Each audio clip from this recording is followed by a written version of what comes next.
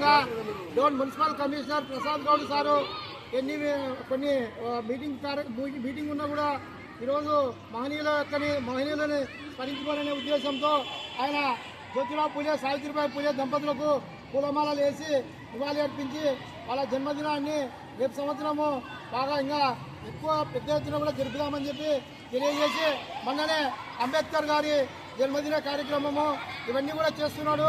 రమాదేవి మూలాలను కూడా తీసుకొని ఆ అమ్మవారి యొక్క జన్మదినాన్ని అధికారికంగా చేయాలని చెప్పి సార్ కూడా అన్నారు. ఈరోజు దళిత బడుగు బలహీన వర్గాలకు ప్రజా సంక్షేమంలో పార్టీలకు అతీతంగా కులాలకు మతాలకు అతీతంగా సేవలు అందిస్తున్న శ్రీ ప్రసాద్ గౌడ్ సార్ కమిషనర్ గారికి ఆర్పీఐ పార్టీ రాష్ట్ర నాయకులు భూమనాడన్న విశాలప్ప గారు ఈరోజు ఆయనకు సావిత్రిబాయి పూలే చిత్రపటాన్ని అందించి సార్కు చిన్న శాల్వతో సన్మానించడం జరిగింది. ఒక దళితులే కాదు, బీసీలు కూడా, మేము కూడా దళితులమే.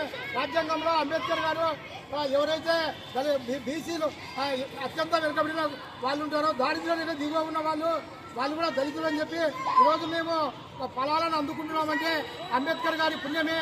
బీసీలకు కూడా ఏబిసిడి వర్గీకరణ అందించి ఆ రోజుల్లోనే మాకు రిజర్వేషన్ కూడా కేటాయించిన అంబేద్కర్ గారికి, శ్రీ రమాబాయి గారికి కూడా మేము ధన్యవాదాలు తెలుపుతున్నాము. ఇటువంటి కార్యక్రమాలు, సామాజిక కార్యక్రమాలకి ముందుంటూ కమిషనర్ గారు అన్ని రకాల నాయకులను వాళ్ళ జన్మదినాలు కూడా జరుపుతున్న మున్సిపల్ కమిషనర్ ప్రసాద్ గౌడ్ గారికి మా బీసీ సంక్షేమ సంఘం ద్వారా ధన్యవాదాలు తెలియజేస్తూ ఈ కార్యక్రమానికి ముఖ్య అతిథులుగా భాష్యం సోమన్న గౌడ్, మా సంఘము గౌరవ అధ్యక్షుడు సోమన్న గౌడ్, తర్వాత రఘు గౌడ్ కూడా ఇది రావడం అనేది మంచి ఇది.